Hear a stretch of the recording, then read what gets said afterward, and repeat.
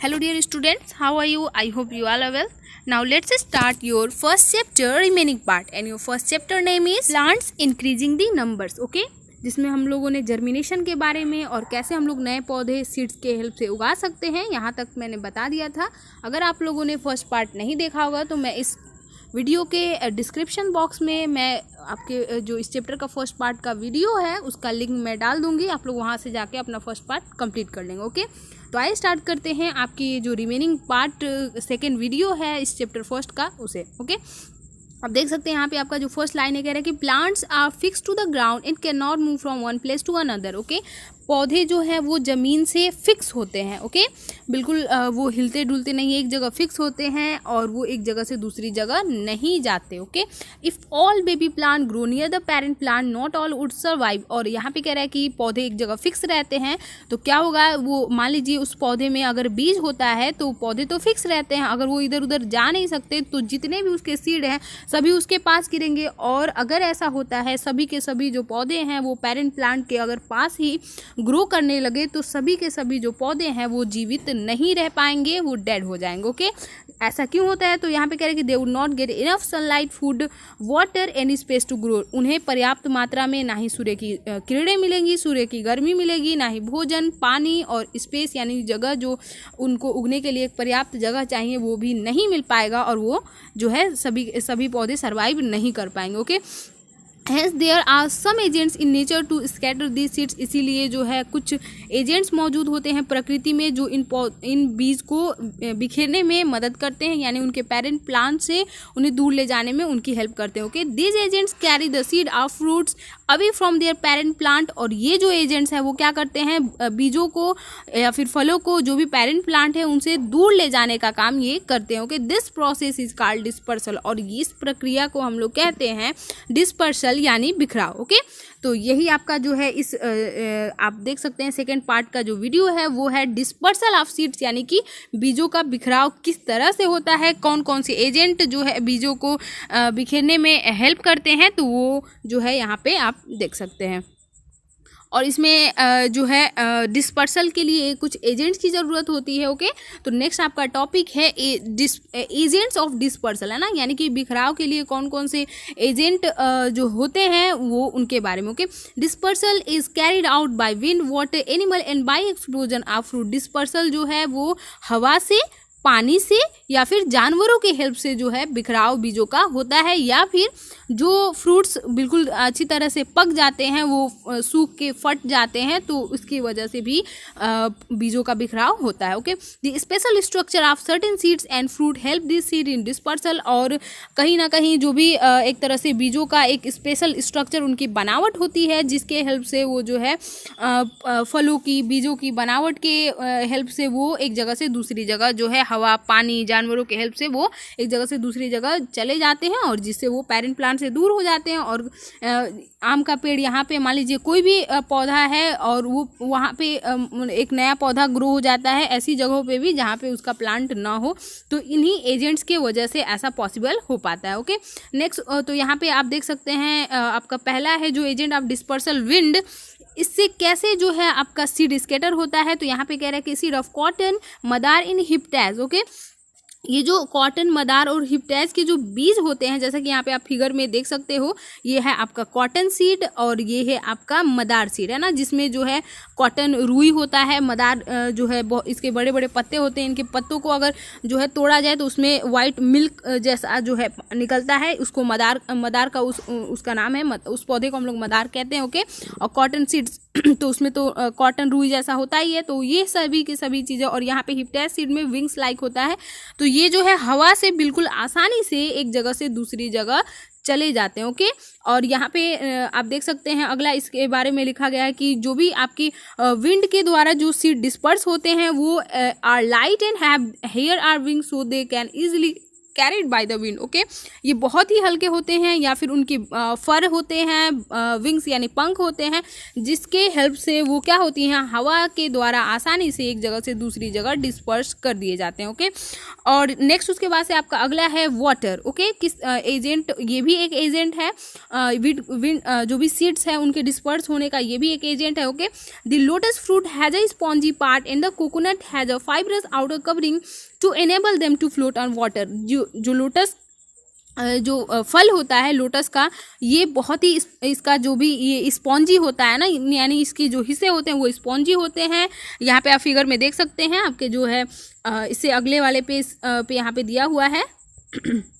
अब देख सकते हो यहाँ पे इस तरह से जो है लोटस की जो भी ये फ्रूट्स हैं इसकी बनावट ऐसी होती है। ये बहुत ही स्पॉन्जी और पोरस पार्ट होते हैं, जिसके हेल्प से ये आसानी से जो है पानी में फ्लोट करता रहता है। ओके, और ये पानी की बहाव जिधर का होगा तो उधर ही जो है फ्लोट करते हुए ये चला जाता है। तो और इस तरीके से वो पानी के द्वारा क्या होता है, डिस्पर्स होता है। ओके, और नेक्स्ट उसके बाद से कोकोनट की बनावट की बात यहाँ पे की गई। अगर coconut has a fibrous outer covering to enable them to float on water, है ना।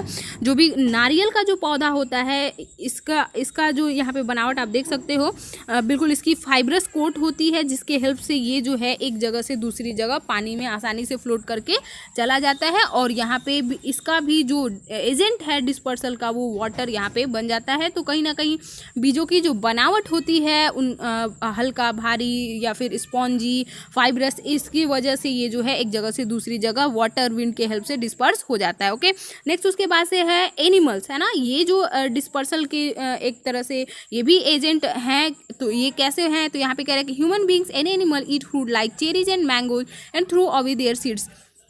इंसान और जानवर जो है ये क्या करते हैं, ये ईट फ्रूट, है ना, ये फल खाते हैं, चेरी मैंगो, हम लोग बहुत सारे फल खाते हैं। ओके, और हम लोग क्या करते हैं, उसका सीड जो है कहीं भी फेंक देंगे या फिर हम लोग डस्टबिन में डाल देते हैं। तो वो डस्टबिन जहाँ पे भी डाला जाएगा तो कहीं ना कहीं वो एक जगह से दूसरी जगह चला जाता है हम लोगों के द्वारा। Okay, some seeds have hooks or spines, और कुछ जो है बीज ऐसे भी होते हैं जिनके पास हुक या फिर स्पाइन होता है, जैसे कि यहाँ पे आप फिगर में देख सकते हो। ओके, ये आपका जो है जेनेथियम seed, tiger nail seed, spear grass, तो इसका जो आप देख सकते हो यहाँ पे इनकी बनावट, यहाँ पे इसका स्टिफ हेयर है, यानी कि ऐसा ये हेयर है जो कपड़े में या फिर किसी भी जानवर में ये क्या होता है, चिपक जाता है।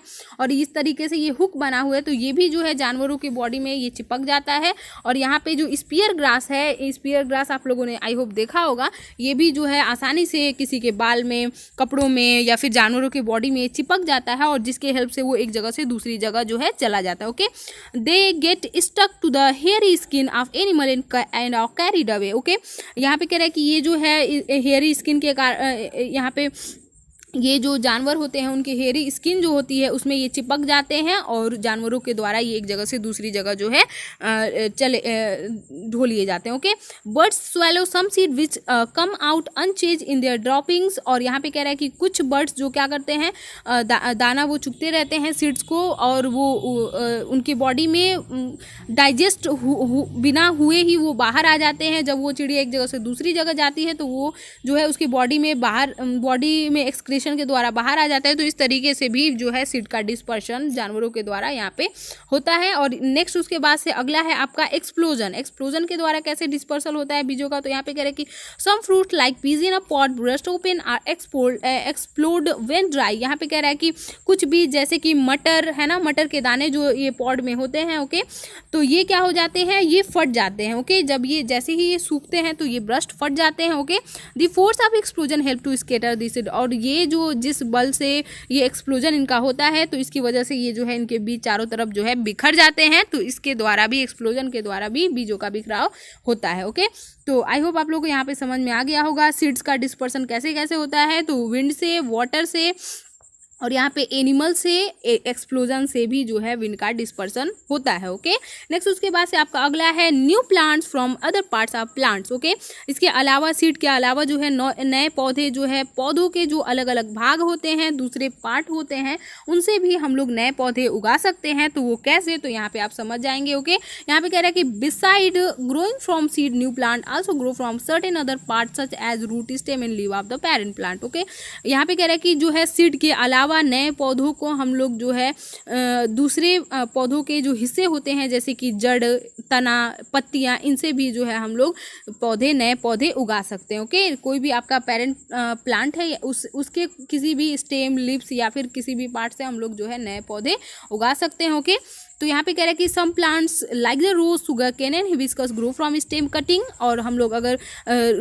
गुलाब या फिर जो शुगर केन गन्ना होता है या फिर अड़हुल का जो फूल होता है, इसको हम लोग स्टेम कटिंग प्रोसेस के द्वारा नए पौधे हम लोग जो है यानी कि तनाव से इनके हम लोग नए पौधे लगा सकते हैं। ओके, नेक्स्ट उसके बाद यहाँ पे कह रहे हैं potato is stem that grows underground and has birds called eyes. Okay, आलू क्या है? ये एक स्टेम है। आलू यहाँ पे ध्यान दीजिएगा, ये जमीन के अंदर होता है, लेकिन ये क्या है? स्टेम है। ओके, दैट ग्रोज अंडरग्राउंड यानी कि जो जमीन के अंदर जो है ग्रो होता है, और इसके पास एक बड होता है जिसे हम लोग क्या कहते हैं? आई कहते हैं। Okay, any part of a potato that has birds on it can grow into a new plant. और यहाँ पे कह रहा है कि कोई भी आलू का कोई भी हिस्सा हो, अगर उस आलू में बर्ड्स है तो हम लोग उससे जो है नए पौधे उगा सकते हैं। यानी कि एक आलू में जितने भी बर्ड्स होंगे हम लोग उतने नए पौधे क्या कर सकते हैं? उगा सकते हैं। ओके, तो इस तरीके से यहाँ पे स्टेम से भी हम लोग नए पौधे उगा सकते हैं। रोज, शुगर केन और इसमें आलू भी है आपका, जिससे हम लोग नए पौधे क्या कर सकते हैं? उगा सकते हैं। यहाँ पे फिगर में भी आप देख सकते हो। ओके, यहाँ पे दिखाया गया है किस तरीके से आलू में जो बड होता है,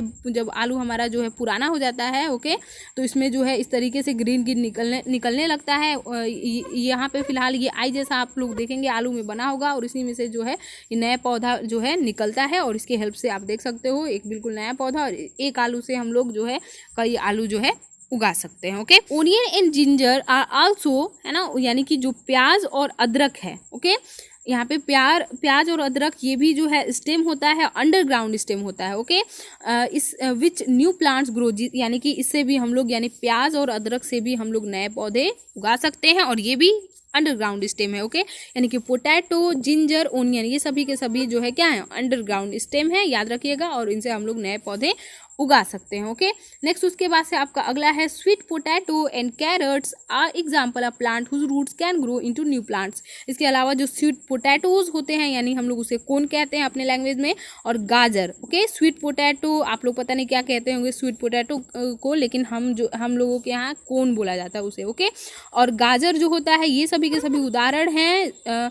ऐसे पौधों के जिनके रूट से यानी जिनके जड़ों के हेल्प से हम लोग नए पौधे उगा सकते हैं। ओके, और यहाँ पे आप फिगर में भी देख सकते हैं, आपके बुक में जो है यहाँ पे फिगर में दिया हुआ है, ये आपका रूट है। ओके, ये पोटैटो का एक ये प्लांट है, और इसके ये सभी के सभी रूट्स हैं जिसके हेल्प से हम लोग नए पौधे जो है उगाते हैं, और इसे हम लोग खाने में भी इस्तेमाल करते हैं। ओके, नेक्स्ट उसके बाद से आपका अगला है lips of plants like the Bryophyllum can grow into new plants. और यहाँ पे कह रहा है कि जो ब्रायोफाइलम पौधा जो होता है उसकी पत्तियों से भी हम लोग नए पौधे उगा सकते हैं। ओके, जैसा कि यहाँ पे आप फिगर में देख सकते हैं, ये है आपका ब्रायोफाइलम का पत्ता, और यहाँ पे देख सकते हो एक पत्ते से हम लोग जो है कई पौधे उगा सकते हैं। ओके, तो ये ब्रायोफाइलम से ही के पौधे के पत्ते से ही पॉसिबल है। अगर मान लीजिए अमरूद, आम किसी चीज़ का पत्ता है, या फिर यहाँ पे रोज़ का जो पत्ता है, इन सभी से हम लोग नए पौधे नहीं उगा सकते। ओके, रोज़ का अगर आपको पौधा लगाना है तो स्टेम को ही आप लगाओगे, तभी जो है इसे नए पौधे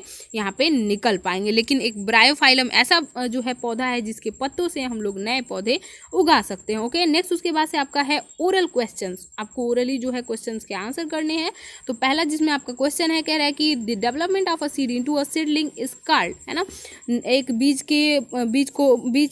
का परिवर्तन होना किसमें? सीडलिंग, यानी कि पौधे में, एक नए छोटे से पौधे में, वो क्या कहलाता है? जर्मिनेशन कहलाता है। ओके, सेकेंड है आपका यहाँ पे water and warmth are necessary for germination of seed, यानी वाटर, वार्मथ, एयर, है ना, इसमें क्या हो जाएगा आपका एयर, वाटर एंड वार्मथ, ये जो है जरूरी है सीड के जर्मिनेशन के लिए। थर्ड है आपका seed of cotton are disperse by, जो भी आपका कॉटन सीड है वो किससे डिस्पर्स होता है? तो विंड से, बहुत ही हल्का होता है। ओके, हेयर लाइक स्ट्रक्चर उसमें होते हैं जो विंड के हेल्प से डिस्पर्स हो जाता है। और फोर्थ है आपका some plant like roses grow from root, leaf stem cutting, तो स्टेम कटिंग। ओके, रोजेज जो है किससे हम लोग इसको नए पौधे हम उगा सकते हैं, तो जो भी इसका स्टेम है, स्टेम कटिंग प्रोसेस है, हम लोग नए पौधे जो है उगा सकते हैं। ओके, तो आई होप आप लोग को यहाँ तक बिल्कुल समझ में आ गया होगा। अगर आप लोगों को मेरे पढ़ाने का तरीका अच्छा लगता हो तो आप लोग इस वीडियो को लाइक कर सकते हैं। ओके, और आप लोग ये वीडियो अपने सभी क्लासमेट तक शेयर कर दीजिएगा और मेरे चैनल को सब्सक्राइब कर दीजिएगा और साथ ही में लगे बेल आइकन को भी क्लिक कर दीजिएगा ताकि सभी वीडियोज आप लोग को समय से मिल जाए। Okay, bye, see you soon in the next video.